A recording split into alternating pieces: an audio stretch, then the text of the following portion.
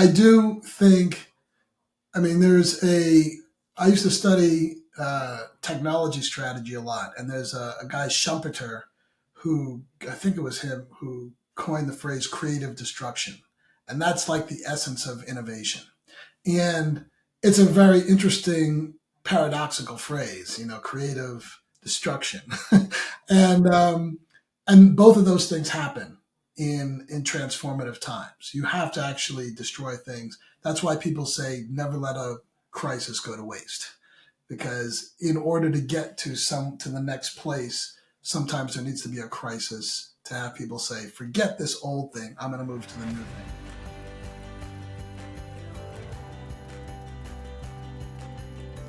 Welcome to this episode of People Are the Answer.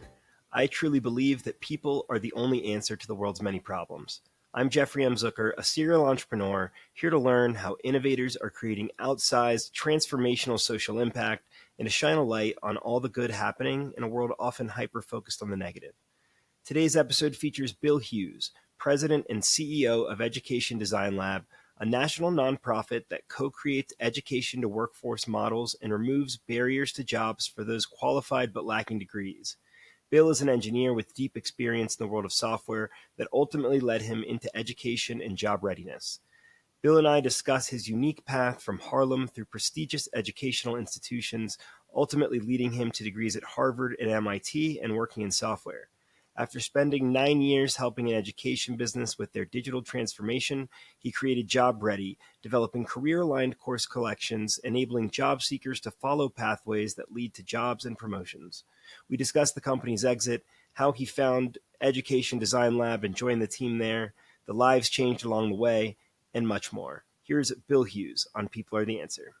Bill, thank you so much for joining me on People Are the Answer. Thanks, Jeff. I'm glad to be here. Yeah, it's truly an honor, and I'd love if you could start off by, just telling us who you are, where you're based, what your role is. Yes, Bill Hughes. I'm the CEO of Education Design Lab, which is a national nonprofit based in Washington, D.C.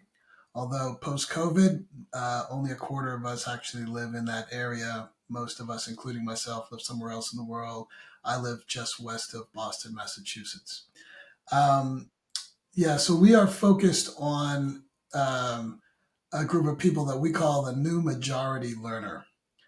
People know them as adults without degrees, or people for whom the traditional degree pathway doesn't work. Turns out that in this country, only 20%, maybe even a little bit less, of folks who start together, like in ninth grade, end up with a college degree anywhere on time in the kind of the traditional path.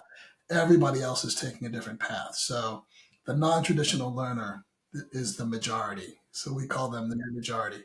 And the challenge is that without a college degree, they really don't have the credential to access quality jobs and careers in the talent economy. So we want to. Some people end up going back into college, but there are a lot of reasons why college just doesn't work Yeah. for folks, especially if you're an adult. Yeah. So we are focused on that group. We also focus on employers who need talent.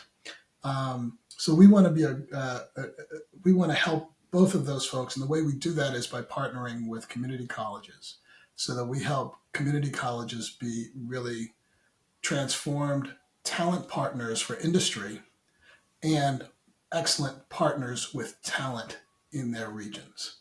Yeah. If we can do that, then we will have achieved our mission. And there's things like skills and the skills economy that kind of weigh into that.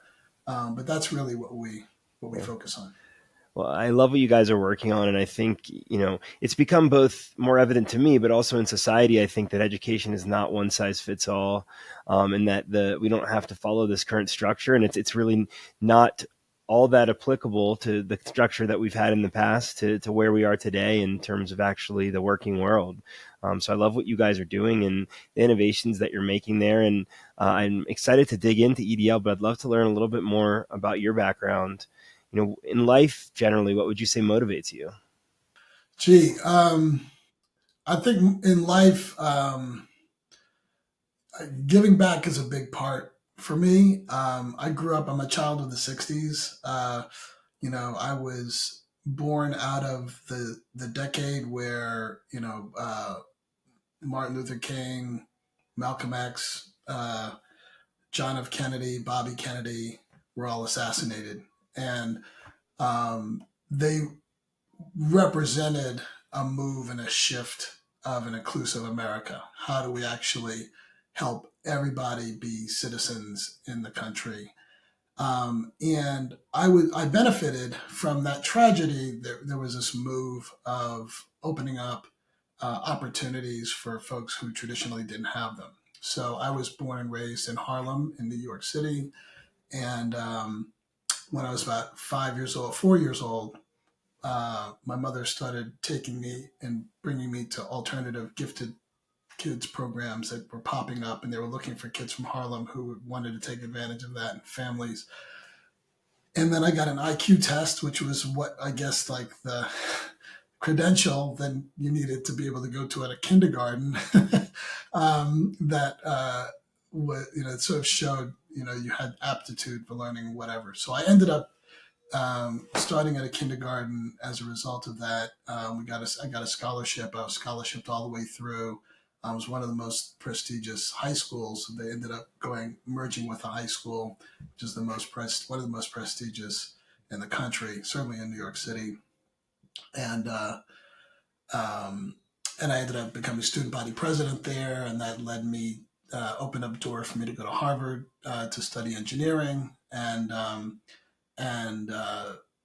so I had, and I even while I was at Harvard, I had a Bell Laboratories scholarship. So I had a lot of opportunity that was kind of made available to me, and it's sort of weird that the kids that I was playing with, you know, on the playground in Harlem, a lot of them didn't have that same opportunity. So there was this kind of why me that was always ringing in my head, and uh, so I think that's like very core to me, and I think uh, combined with I did get a chance to grow up in multiple cultures. So I grew up in a culture that was predominantly white, and Jewish in New York. I grew up in cultures that were predominantly, white and Catholic in Boston, and um, and a lot of other cultures got a chance to get exposed to. So when you have that opportunity, you can sort of, I say, see in three dimensions, because you can see your own culture, you can see someone else's culture, and then you recognize that life is different from just what you think your culture is. So it has you sort of interrogate the world in a little bit different way. So that's a big part of what that was a big part of me. It sounds like you got a lot of varying experiences early, and the fact that you were sort of a product of alternative pathways of education, and now you're paying it forward is like it's a really sort of beautiful full circle. Yeah, absolutely. Although those pathways, I mean, what's interesting is on the one hand, they were definitely alternative from what was traditionally afforded. I went to private schools my whole life, um, but that's not accessible. So that part was a missing part of the equation.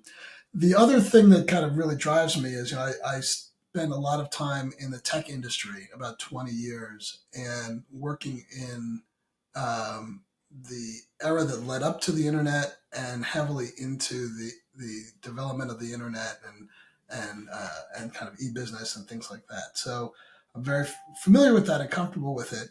One of the things I observed in that world is that a lot of the things were driven in a competitive world, but in a very collaborative world at the same time. So how could competition and collaboration coexist?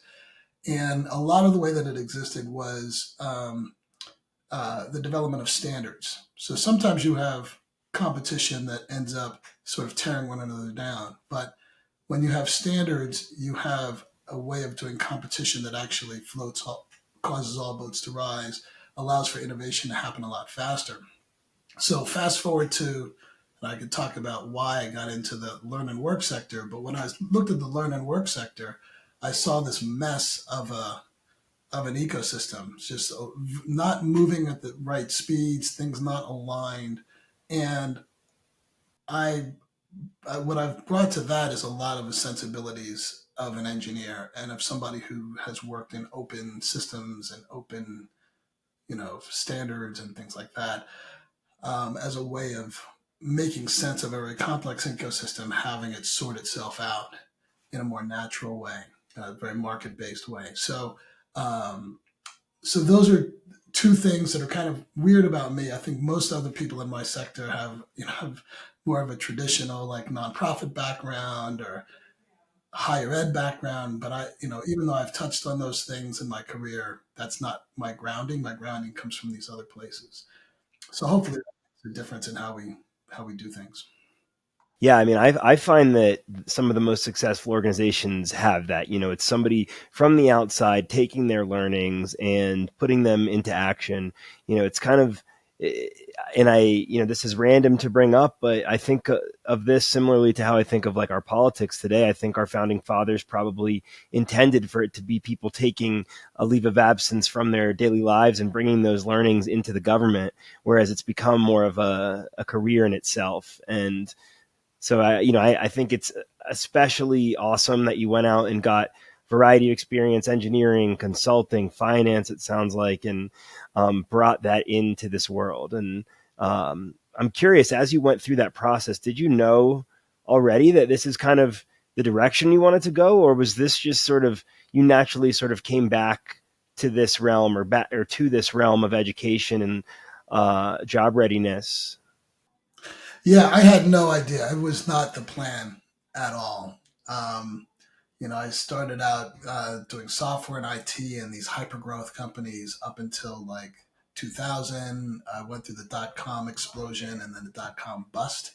And then we all foraged for food for a couple of years when the economy sorted itself out after 9/11.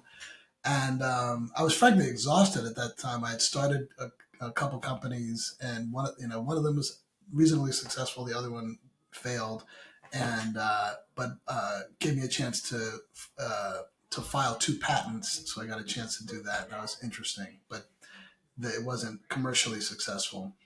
And I literally was just looking to do software product development because that was the thing that had gotten pretty good at. And there happened to be this company called Pearson in Boston that was looking for a software product manager. And it turned out that this is the largest educational publisher in the world. I didn't know that.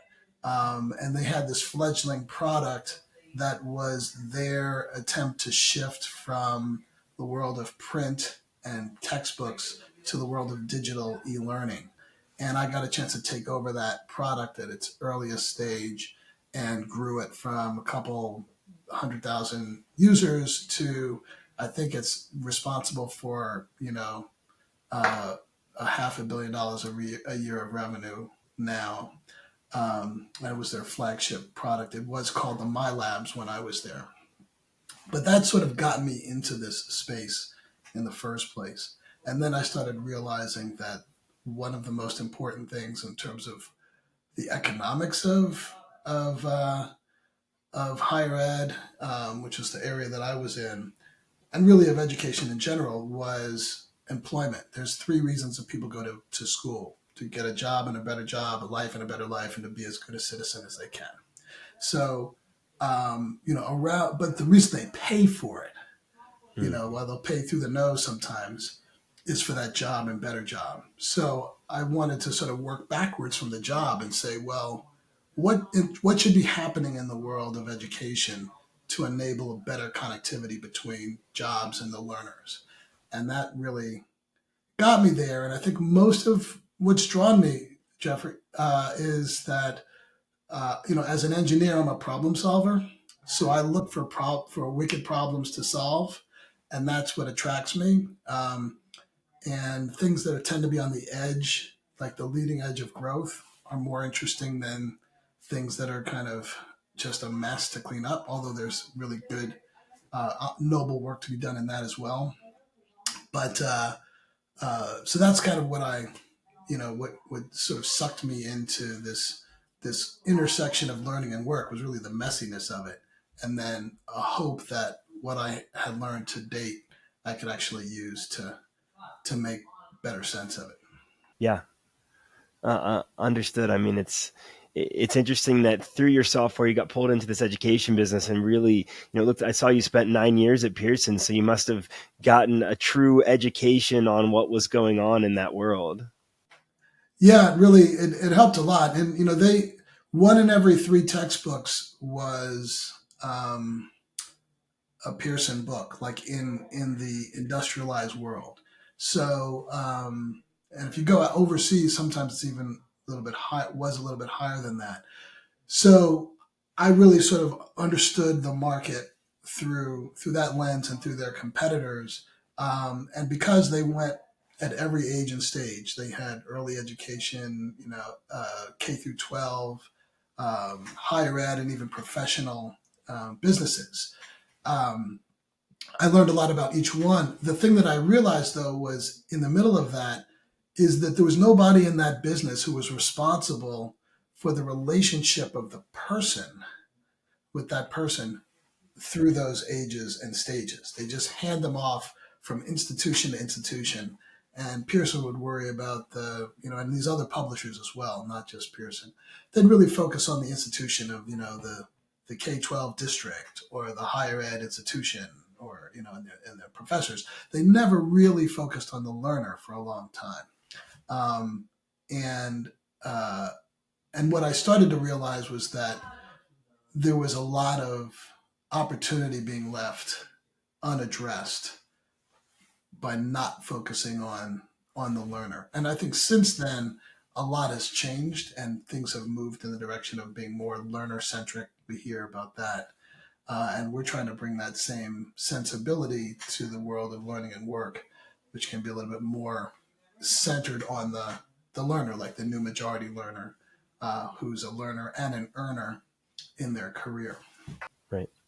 Yeah, that makes a lot of sense to me, and I'm curious what took you from Pearson and then into job readiness. You've talked about the importance of this is why people are paying for education, but what was sort of that transition to going, more directly into job readiness? Yeah, so after Pearson, I joined another company called Learning Objects, which got acquired by a Pearson competitor. And about a year after that acquisition, I left and started my own business called JobReady, in fact. And it was this notion of um, there's a lot of corporate learning out there, materials, and none of it was being exposed to um, say, people in college or community colleges or in the workforce world who are trying to get jobs. And I thought, well, if you're going to spend all this money training people on these skills that are but you only do it for people you've already hired, wouldn't it make your hiring process better if you could also train people who weren't really, who weren't in your employ and get them to be better employees and help them be job ready. Yeah, and have better options when it's the time comes to hire. Yeah, yeah, exactly. And right around the same time, I think a lot of the um, what used to be called the MOOCs started to get more into skills based credentials and badging and these micro credentials and courses and things like that. So the reason that I actually got into the space was total fluke. It was the little story around that was there was a guy who had been partnered with Pearson through his nonprofit philanthropy, and Pearson had sold off their K-12 business.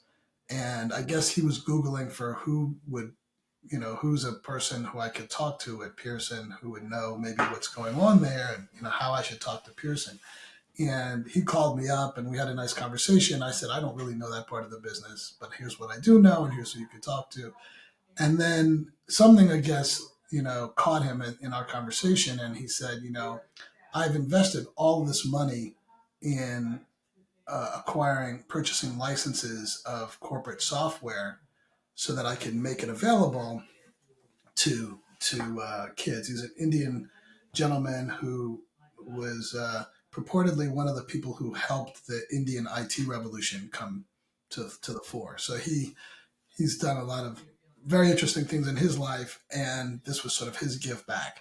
But he didn't really know how to do it, so he said, "Well, what if I give you these licenses and you can try to make something of it?" So that's where I started, and that was just like literally a total random call from a guy, and that turned into this partnership, and then I ended up building this business out of it, and we sold it um, a few years ago.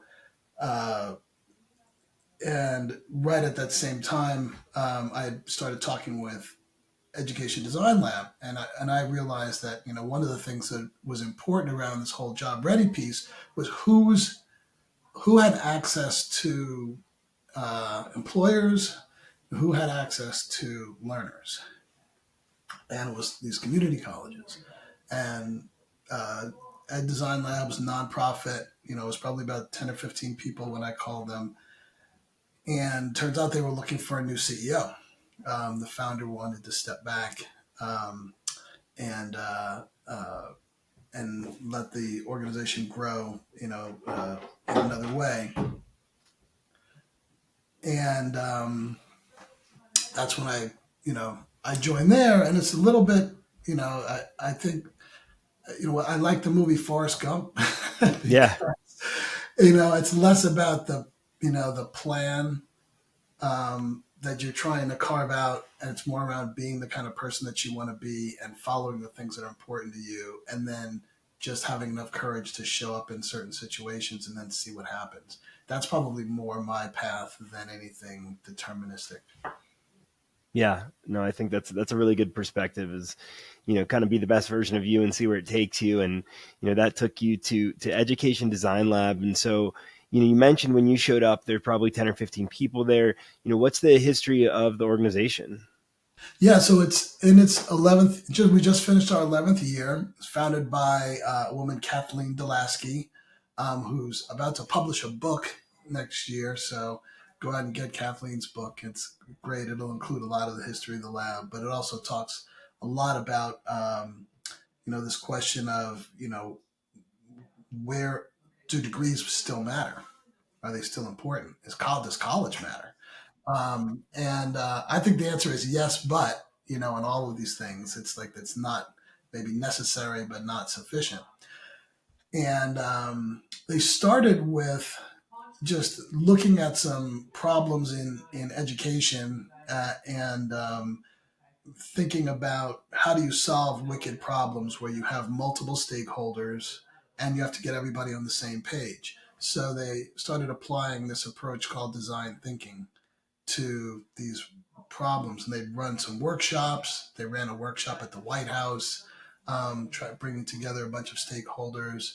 That got them, a little bit of popularity as a little boutique consultancy, and then they started doing these kind of convenings of college presidents and community college presidents who are really trying to think through, um, you know, where is higher ed going? It's not the elites, but it's all the other folks who are serving the vast majority of students, and realizing that they were struggling to do it the way that they had hoped best to do it, and that led to this innovation of what we call the micro pathway, which is a set of essentially a design standards for how do you design a stackable, accessible, affordable, accelerated 1 year or less um, uh, learning experience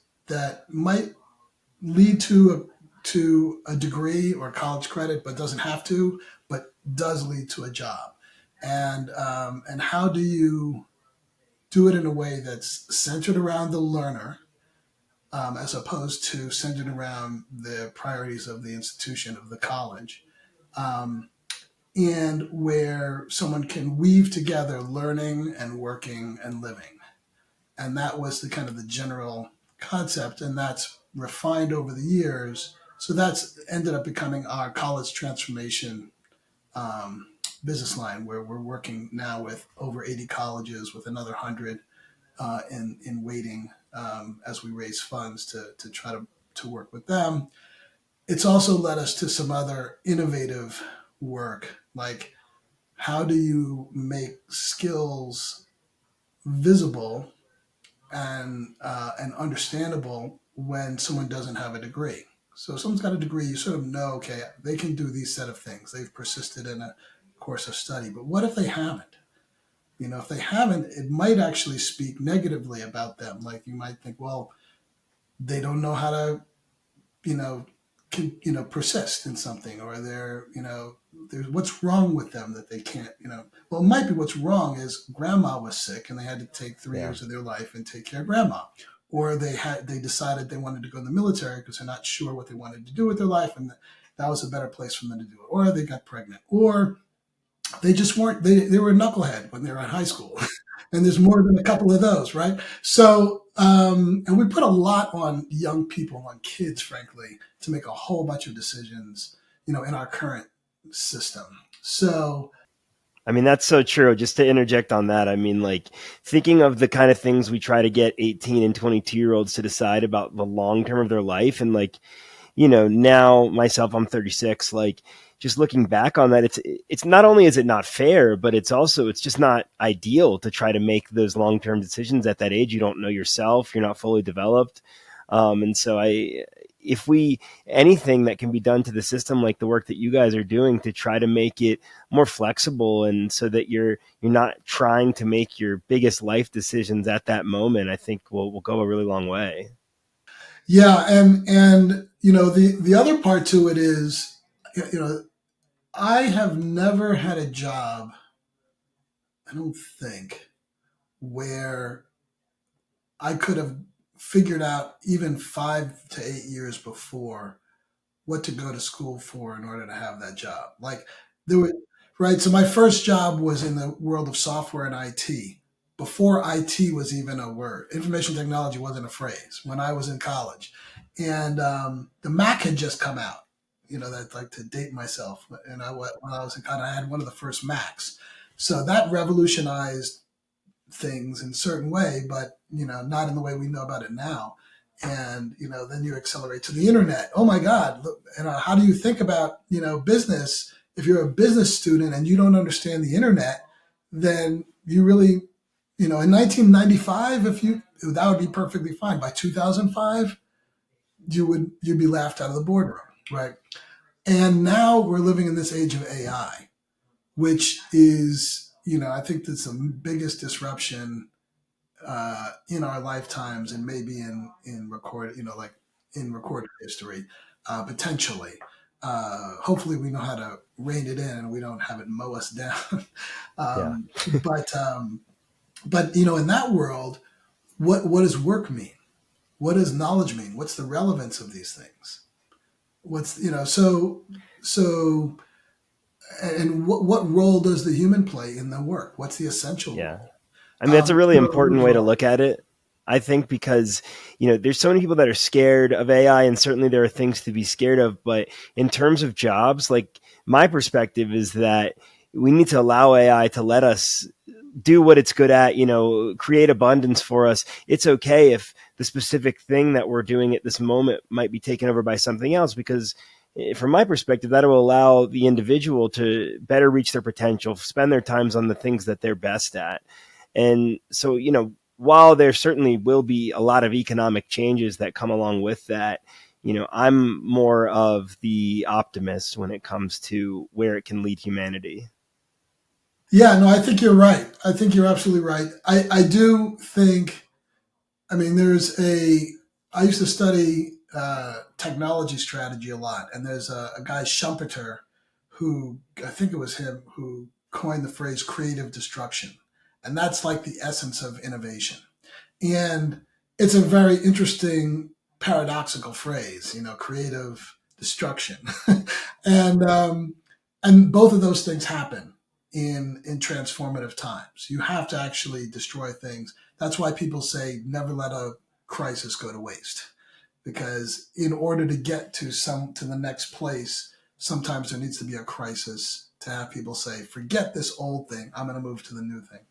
And I do think and this is also comes where some of my own background comes in is I believe that the best things in life are balanced, right? And the questions. So I think there's two things. One is I agree with you. I'm more of a technophile than a technophobe, Yeah. and I believe you're also not going to stop this wave of innovation. People are going to create stuff, and you have to learn how to harness it. I think that uh, hopefully, like you said, if we can harness this growth, it's coming whether we like it or not. We can't regulate our way out of it. So if we can harness it, it can go a really long way in transforming our lives and education along the way. Yeah, and it's interesting. I was showing my daughter, who's not a technologist. She really almost could do without technology. She's a poet, writer, but she started playing around with AI over the last winter holiday, and she was teaching an AI just as a hobby how to analyze poetry. It's easier to make one write a poem. It was back then. It was a little bit more interesting to teach one how to analyze one effectively, and she learned a lot about it. And one of the things that I showed her was a YouTube video of this. It was a company in India, and there was a guest speaker speaking to the company. And they were talking about like the 50 things that you need to know about AI. And it was fascinating watching this group of people because they weren't really asking themselves questions around the morality or the ethics of AI. I mean, they could think about that, on their own, but they were eating up voraciously. How do I get ahead when there are new tools in the world? Mm. How do I become successful when there are these new tools in the world? They weren't asking themselves, well, should I use these new tools or shouldn't I?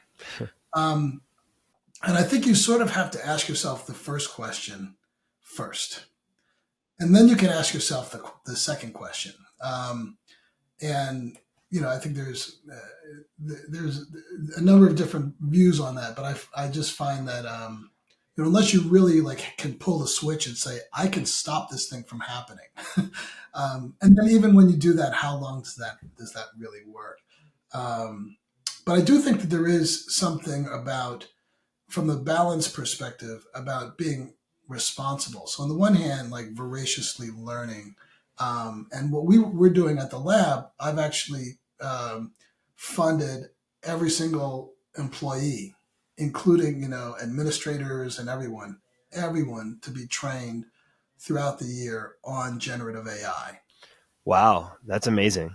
And what's interesting is that it's showing up in all these different places. It's helping us to do our research better and faster. It's helping us to be more effective in a number of things. And it's also helped us to open up a set of conversations with people about the human interface of AI. And we have this segment called Humans of AI. If you Google it, you might find it. Certainly if you say Humans of AI Education Design Lab, you'll find it there.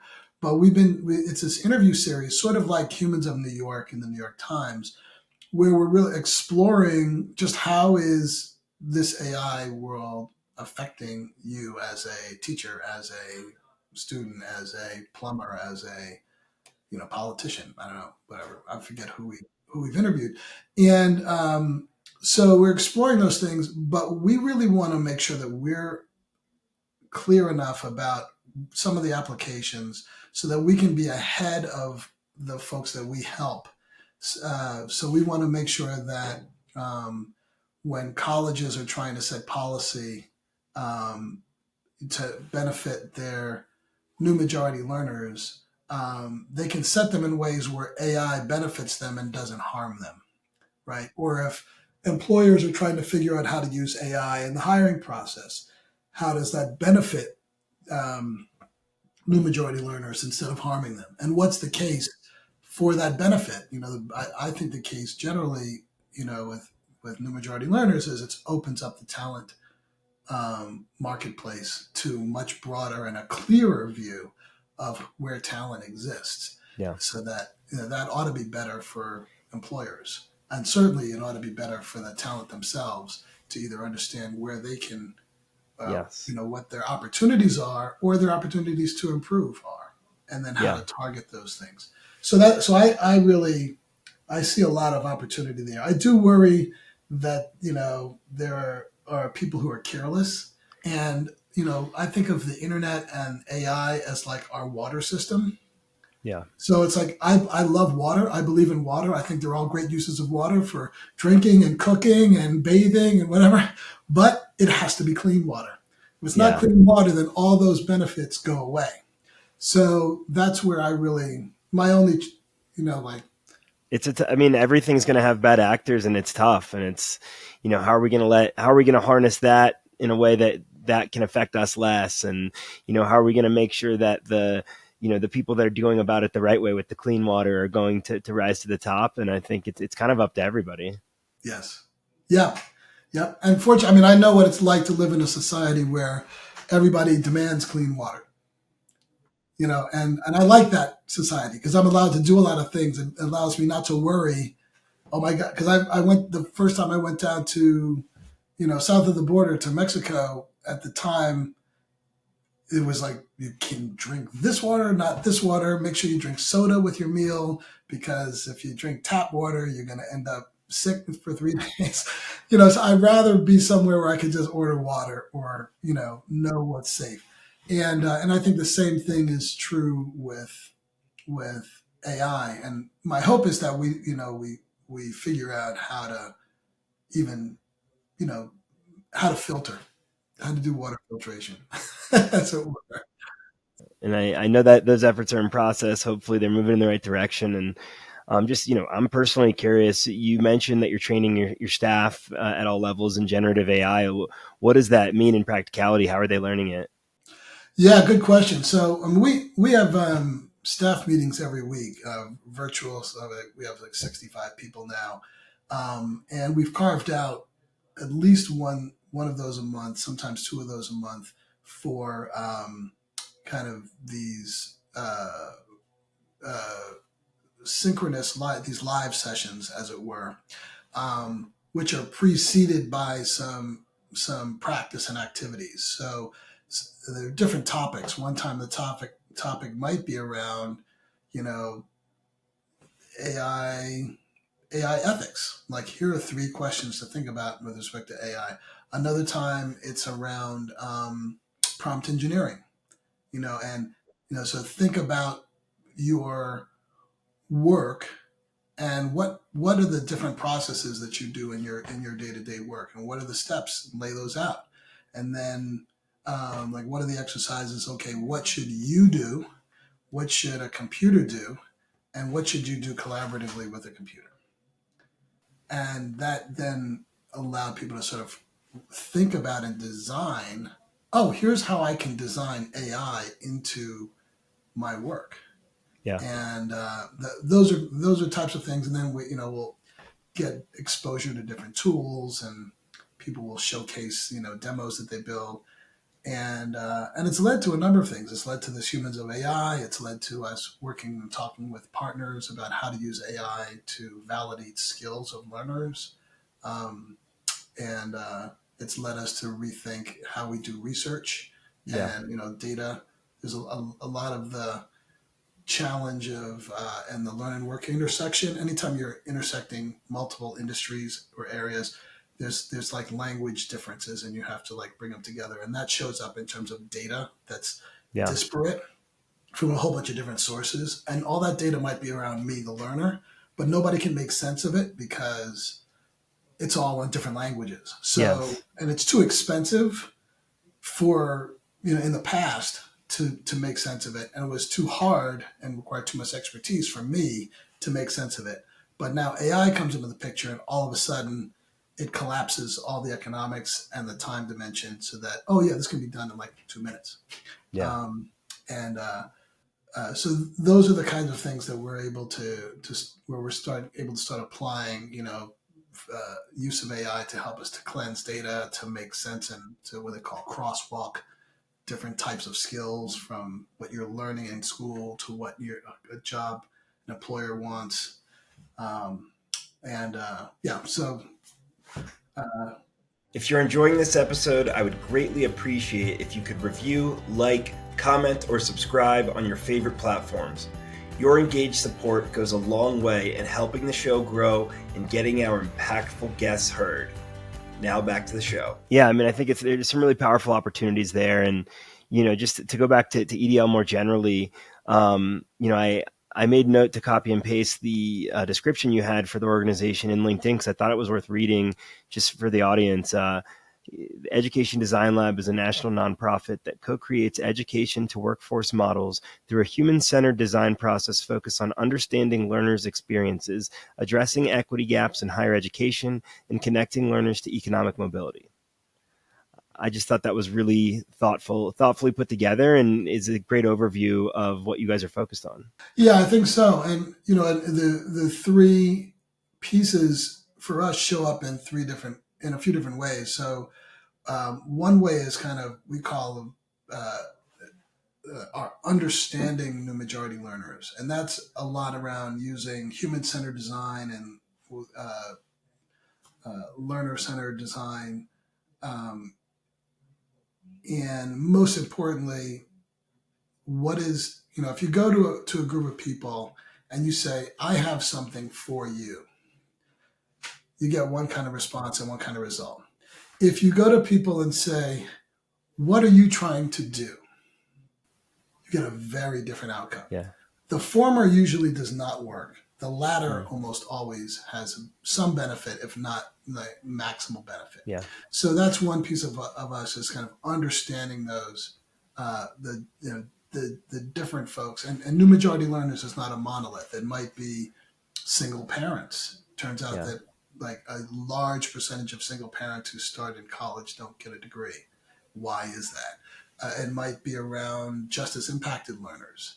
Well, how do you actually get credit to be able to be, trusted in a workforce when you've, gone through the criminal justice system and you're trying to prove both your skill and your reliability? So there's all these different types of groups that we work with rural folks who, even though they have sometimes similar needs, they may have very different mindsets around things.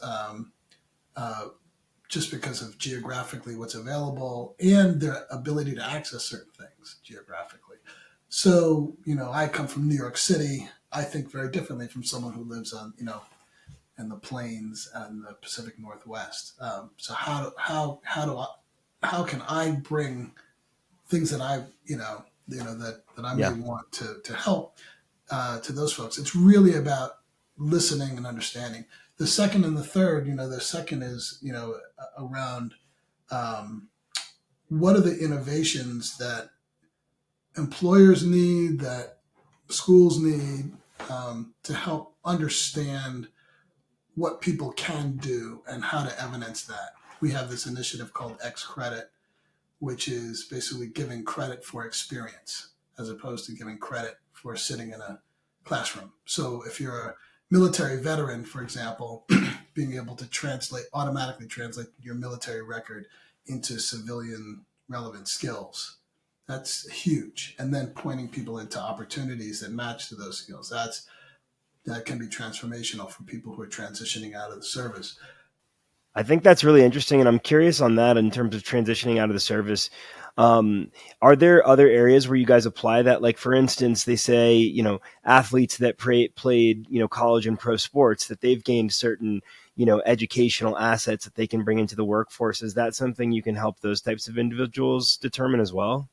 Yeah, sure. So, I think there's so many of these things. It might be, there's another group that works with spouses of military who are being deployed all over the world, and they're ripped away from their field often of expertise and and training to be with their partner, on base all over the world. Well, a lot of times those folks really struggle to figure out, well, how can I apply my skills? And does anybody even know that I have skills?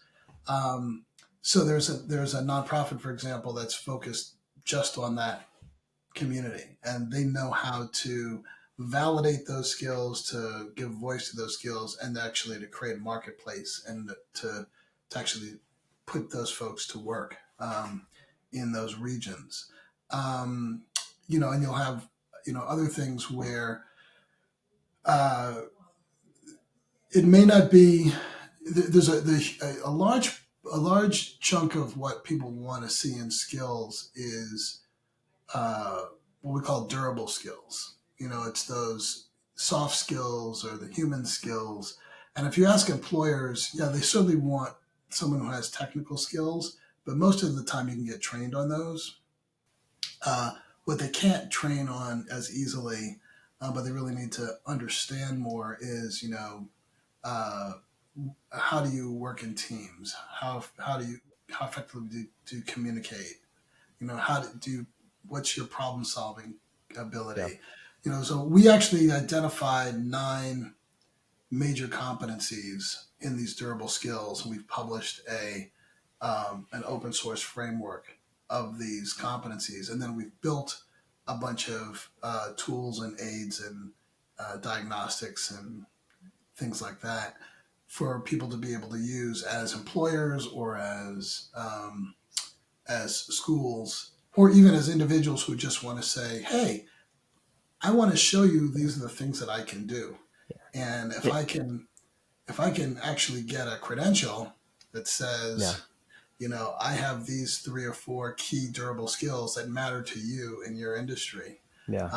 And so then the question is, how do you make proof of that? And we have an initiative that's been funded by the Walmart Foundation, um, called the Center for Skills Validation. We actually just had a Mm. podcast today, or some presentation, webinar today, showcasing some work.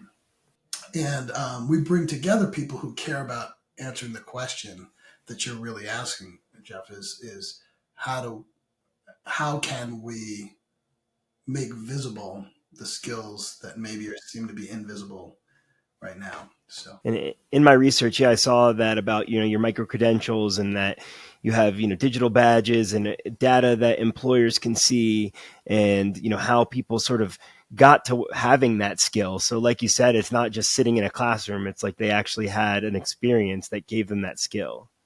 yeah, and it could be a simulation. Like we've built about 70 or 80 simulations that show someone in action using those durable skills, and we're talking with somebody now about taking that to the next level using generative AI, where you can literally say, I mean, imagine if you were an employer and you could say, okay, here's a situation.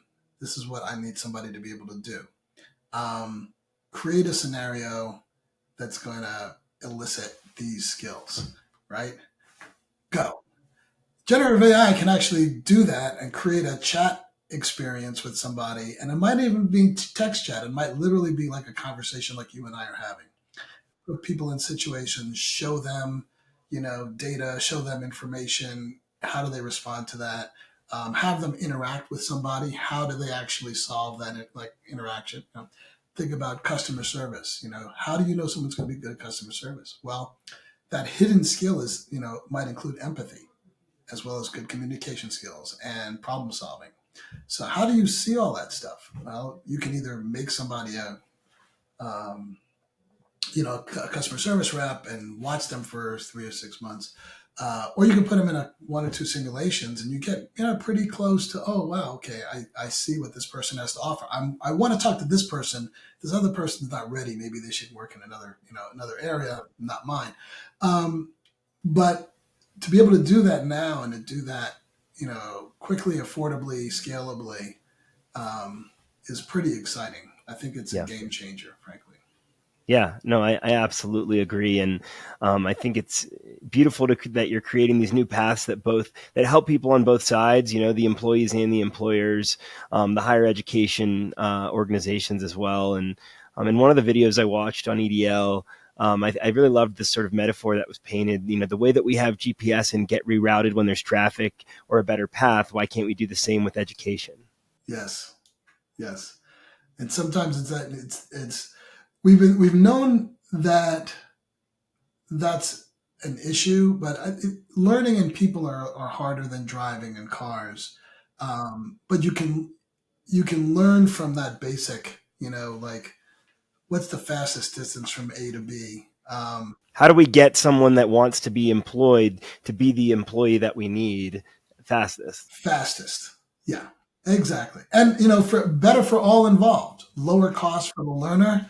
They're not spending. I mean, I've seen people who've spent years of their life, you know, trying to get to something only to realize that it's not really what I want, or even after I did the thing that I thought I was supposed to do, it doesn't open the door that I needed to open. Yeah, I think there's a lot of ways that we can kind of compress these things, and I think because of we talk about moving at the speed of business and the speed of life. Um, if what you're doing is moving, say, at the speed of accreditation, which is often the speed that higher ed works at, um, you then you're going to struggle uh, to keep up. But if you can move at the speed of business and the speed of life, um, that means you know being able to more quickly understand where, if you're a learner, understand where you are, and then how do you adjust. And if Yeah, you're hiring or you're developing people in your company, which is the other yeah, thing, is how do you hire, develop folks that you already have working with you. right. And it's easier to do if you're like a big company like McDonald's or Walmart or J&J or whatever. But most of the people in this country are employed by small and mid-sized businesses, Yeah, and they don't necessarily have all of the equipment and all the skills to help people in these ways. So we believe if we can invest in the community college system, which basically is accessible to every community, that creates capacity throughout the country yeah. for any business, small, medium, large, to be able to access these kinds of things. I like how you mentioned that in terms of going through the community colleges. I mean, you guys talk about filling gaps in the workforce, and I think some of these community colleges have started to take that approach a while ago in terms of trying to fill gaps. Personally, I have a lot of experience working with Trident Technical College in my hometown of Charleston, South Carolina.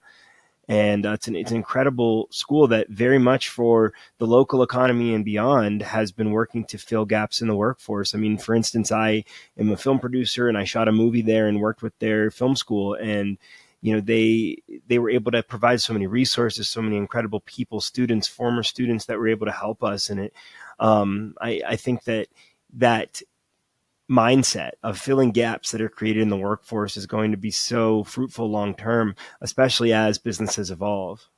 Yeah, absolutely. And I think there's, filling gaps is hard because it takes more time to do it right, and you know it doesn't necessarily scale well. But the thing that I find interesting, again, going back to generative AI, is a lot of problems that didn't scale well before, now scaling is not a problem. And that's another hope that I have of the kind of the technology intersecting with these problems, is that you could take something like down to the level of what we were describing before. You're a hiring manager. I want to get a job, and you're trying to find me as a needle in a haystack, or find a set of needles in this haystack that you want to then you really talk to an interview. Before, you really didn't have very much choice. You might go to, like, well, I don't know where to go, so I'm just going to go back to the school you know, that I interviewed at before, and they only had two people that could do what I want, but whatever. Uh, but if you're able to all of a sudden kind of micro target people with particular needs, interests, for the kind of job that you're hiring for. And if I can somehow discover folks who care about my unique set of skills, Yeah. um, that's a pretty exciting thing. Opens It's up lots of interesting. Even myself, as you know, a self-proclaimed serial entrepreneur, I've spent time in a lot of different industries. I've started a lot of different businesses. I don't always know exactly what my skill set is. You know, there's certain things that I know that I'm good at, but even just the idea that, you know, you guys at some point might have something where I could sort of determine what are the badges I could say that I have. Yeah, and by kind of giving different names to stuff, being a little bit more specific about what those skills are and how they relate to like business context, um, it actually gives you a language to have a conversation with an employer that you couldn't have before. Like that's been one of the benefits of the durable skills, um, micro credentials and badges that we've been issuing is that there are people who are like I I guess I have empathy. I don't even kind of know what that means, or like I certainly didn't know that an employer cared about that when they were hiring. I mean, I might have known the dictionary definition, but I certainly didn't, think that. I was just reading the job description, and I didn't really pick that piece up. Um, and every job description's kind of got very, very kind of almost bureaucratic language at times. Um, but how do I tell a general story, because I haven't worked at your company before, but I do have my own experiences, and if I start to get comfortable with the fact that, oh wow, yeah, I'm actually a pretty good problem solver, I have pretty good analytical skills, I'm you know pretty good, effective communicator, and I know why, right, and I know like the three or four things that make me that, so now when I'm having a conversation with you, I can feature those things in the conversation confidently, and all of a sudden you're now talking to a different person.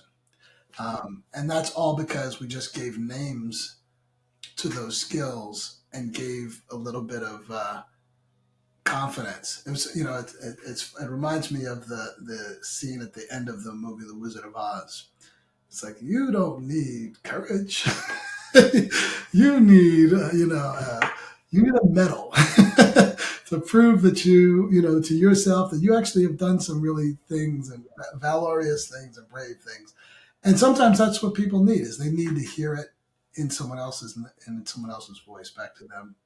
It really is true. And I mean, sometimes even in your own voice, just to convince yourself that you can say that about yourself. So even like with things like this podcast, sometimes it gives people, the interviewees, an opportunity to sort of look at it, take a wider look at what they've been up to. And people realize things that they maybe didn't realize if they didn't take that wider look. So I think it can really go a long way for employers, employees, for confidence, for so many things.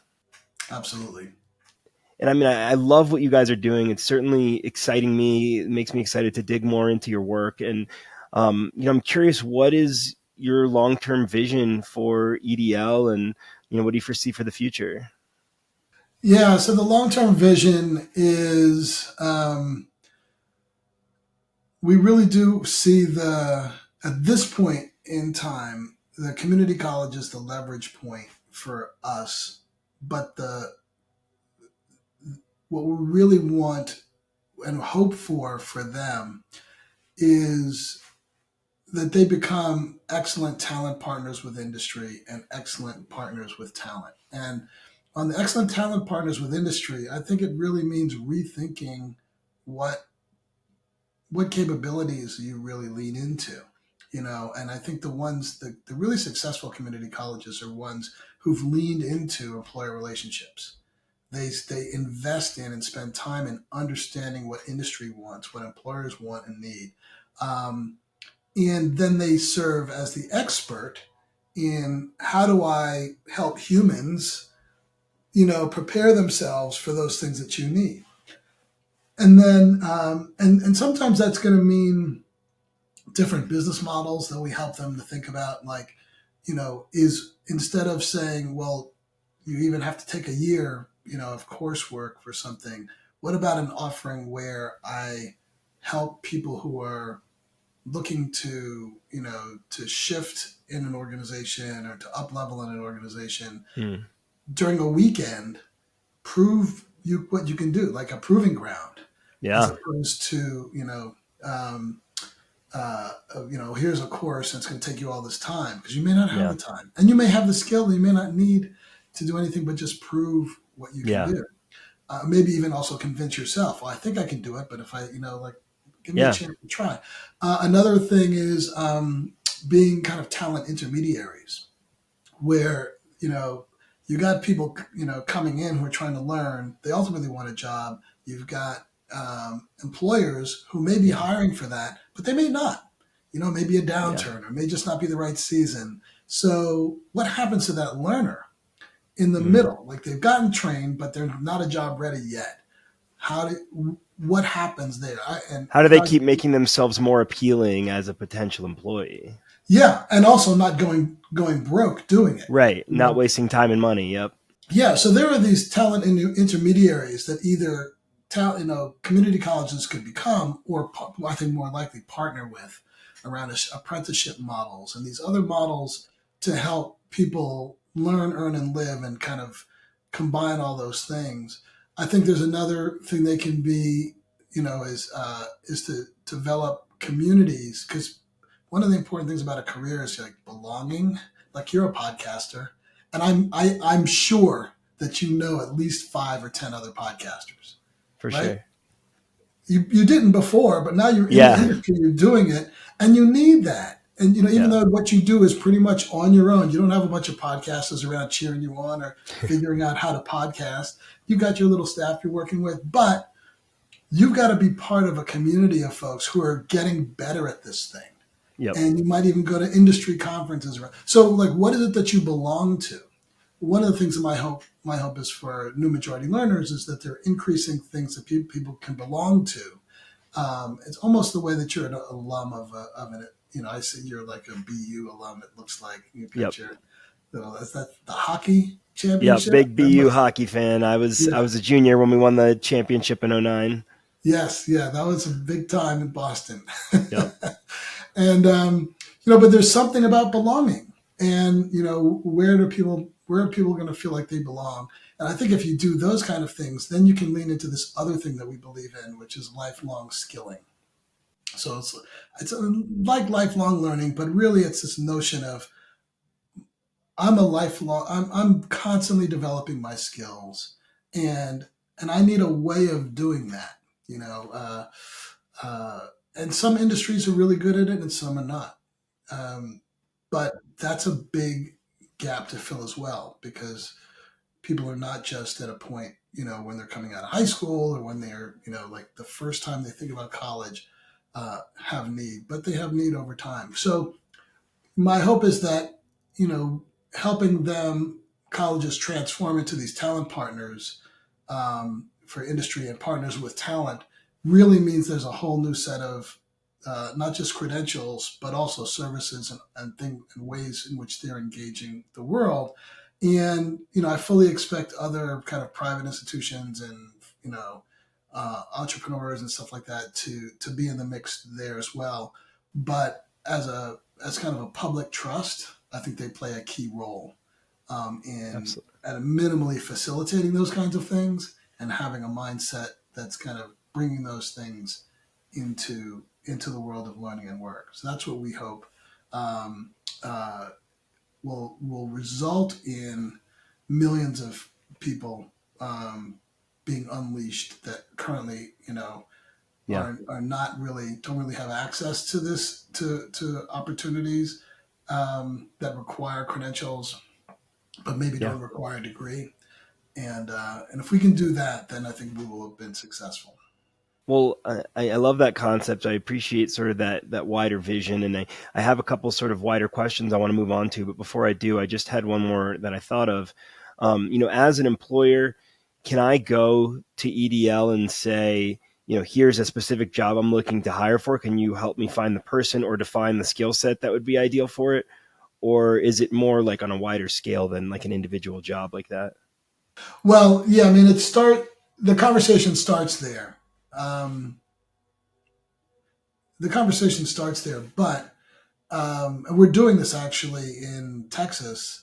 There are two industries that have cropped up, and there are one or two key jobs that there needs to be a lot more folks hired for. I don't want to kind of, like, spill the beans on this, because I know it's an early conversation, and I'm not sure who, what our permissions are to talk about it. But it's very much what you're talking about. It's not necessarily literally one job, one seat. We're not a direct service organization, but here's what we're doing is we're understanding um, the employer need really on behalf of the community college sector. You can sort of think about it as that. And then we're bringing them to the table and saying, for you to be an effective industry partner with this growing need, this is what has to happen. So the way that then comes together is the simplest form is our micro pathway work, where we design these micro pathways literally for a particular job to be delivered by one or more schools if they want to, um, but at least by one school. And the school can say you're going to get credit for this towards a degree, or it's just non-credit, and it's going to help you get this job. When that happens, we've had employers say, if you can train people to have these skills, I will hire every single one of them that you produce. Right? Love that. That's an example of the kind of magic that can happen when you just bring those parties together. Yeah. So that's how we do it. We tend to like try to solve the problem larger than one person, but it could Understood. just be one job. And the other thing that's kind of interesting about the micro pathway model is, unlike degrees, which take a lot of time and money to manufacture a degree program because of all of the regulatory hurdles, but the micro pathway is a lot cheaper, much more efficient to develop. So you might be able to design hundreds of micro pathways where you can only design one or two degrees, right? It's another way of thinking about it. That makes total sense. And you've been involved in some really cool work over the years, some transformational things, especially in education. Certainly a lot of things that have affected people's lives. Has there been a particular moment or moments in your career where you really took a second and realized how much your work was affecting change? I don't know. I think I don't do that much. I'm just more focused on like what's the next problem to solve, and have we done it the right way, and how can we do it better. You do have to celebrate, I will say that. You have to take time and moments to celebrate. We got a chance to celebrate our 10th anniversary, and we sort of reflected on all the things that we had done. And I wasn't there for much of it, but I did get a chance to come in at the latter half of that latter part of it and really reflect back on getting the sector to a certain point. And I think every once in a while we'll celebrate some milestones of what we've been able to accomplish. But I think we have like a healthy anxiety a little bit of like, are we getting this right? Are we helping the people that we need to help? Are we, Yeah. the other thing though that's really wonderful that maybe is the reward that you're talking about is just listening to the stories of Yeah. folks who go through these kind of things, and you hear somebody say, you know, this transformed my life. I was going here. I wasn't making the money that I needed to take care of my kid. I didn't know where I was going to go. And this experience and the engagement, that happened. And sometimes people don't even know it's us. They'll say, this college, because they made these changes, was able to open up an opportunity for me that I never would have had. The other thing we also get our team gets personal satisfaction from, and we're kind of known as folks that people want to have in the room when they're solving a problem, at least in this sector. So that's a reward. And then to hear people, excited about, the fact that we're good collaborators, and that when we show up, things happen, in unique ways. So Yeah. that's a special thing, kind of sort of an inside baseball piece. Yeah. But I think much of it is just listening to the stories of people whose lives have changed.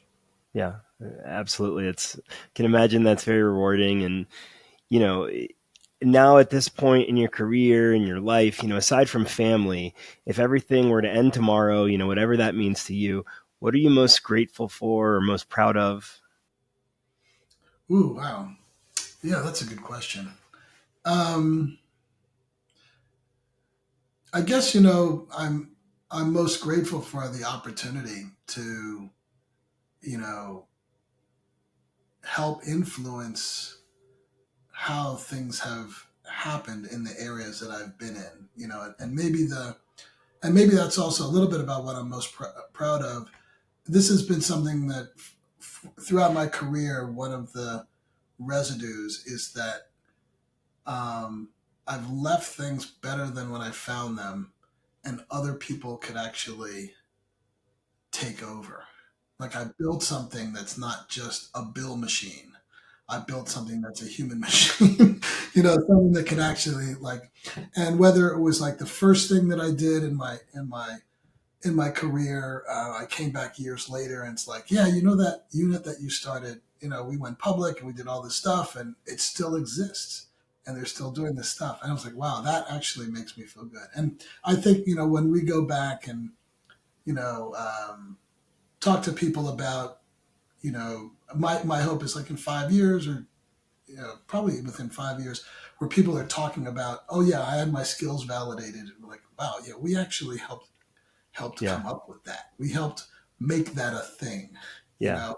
Or, man, I'm so glad that uh, I went to college and I wasn't sure like what this degree in English was going to mean to business or to getting a job, and then I was able to stack on these skills, and that was part of my program, and that allowed me to express my love for English, but also to be ready for a job when I walked out. And then my brother, you know, he hated college, but he was able to get this awesome job because he was able to take his gaming experience and yeah, convert that into this thing that this company said, "Wow, we need somebody like that," and was able to be recognized for it. So I think when we start hearing those things like becoming part of the conversation, um, and I think the last part is there are people who are really like locked out of opportunity and like yes. just the structures weren't designed for them. It was like it was designed for another purpose, and you start to hear people say, "Wow, I really this opened up doors for me." Yeah, breaking down the barriers, for people to really get into careers that fit for them. That's the biggest takeaway for me of what you guys are doing. Yeah, yeah, that's a great reward. And I have this big question I ask everybody on the show. If you could snap your fingers and fix one thing in the world, what would it be, and how do you think that change would reverberate? Oh, so this is a wonky thing, Sure. and I mean, there's a lot of things that mm, can I give you two? Fine, I'll take All right, let me give you it. one wonky thing and one more philosophical thing. The wonky thing is, if I could snap my fingers today, I still think this could happen, but I would have every single person have a verified digital identity who uses the internet, and everyone who's building an AI would certify uh, that their AI respects individual identity and um, asset ownership. Like if I create a book, it can't just be taken and stolen or something like that. You have to like have permission and pay me if I want to be paid for it. Which basically translates the rule of law into the digital world. Because right now, the rule of law does not translate into the digital world, and I care a lot about that because, like you mentioned, the founding fathers, they spent a lot of time thinking about the rule of law, and this whole society doesn't work right without it. So that would be one snap my fingers thing. The philosophical thing, it goes back to this book that I read called The Anatomy of Peace, and the principle is basically we live as social beings, and when we offend one another socially, we know instantly that that offense has happened, even before we can rationalize it. And in that moment, you have two choices. You can either honor the humanity of the other person and also your own, and do things like apologize, or the religious term is like repent, or there's somehow you've kind of made it right with the other person, and then you move on. Um, and the other thing you could do is to betray that the other person's humanity, and by doing so, you betray your own humanity, and then your brain goes into overdrive, justifying what you just did, and that's the root of all evil, I believe. So I would hope that everybody could be trained not to be perfect, but to give an honest ear, a sincere ear to um, that first, how do we honor one another's humanity, um, even when we offend, to kind of get it right. And I think the world works a lot better that way. I think that plays on both sides as well. When we offend and when we're offended, know that that person's offense came from somewhere. It wasn't necessarily rooted in you. It might be rooted in their trauma or whatever's going on in their lives. Yes, absolutely. Well, I really appreciate that perspective. I think it's a really important one. I like the way that you look at the world, and I'm so appreciative of your time here. And I'm sure many listeners are inspired. How can people best support you and your impact in Education Design Lab? Yeah, that's a great question. I think if you're a if you're in the system, come on board. We're open, and we're really trying to build a movement of opening up opportunity through this shift to more of a skills based approach to the world. You might be an employer. Open up your mind and your heart to hiring people, and thinking that maybe there's a little bit I need to do to find those people that we haven't had to do in the past. And I think the things that we're doing can hopefully give some options there. And if you're a college president, you've got a really important mandate, but it includes really transforming beyond the traditional model of higher education, I think, to one that opens up these opportunities as well. And if you're a community or learners or parents, I would say just lean into, pursuing opportunity and helping others. If you feel like you're okay, helping others find their way. And I think all of those things rhyme with what we're trying to do at the lab. And of course, if you're a philanthropy, or if you're, a donor, and you want to do a program, we're absolutely willing to put your money to work to help and achieve these things. That's what we do for a living. That's how we pay the bills. Awesome.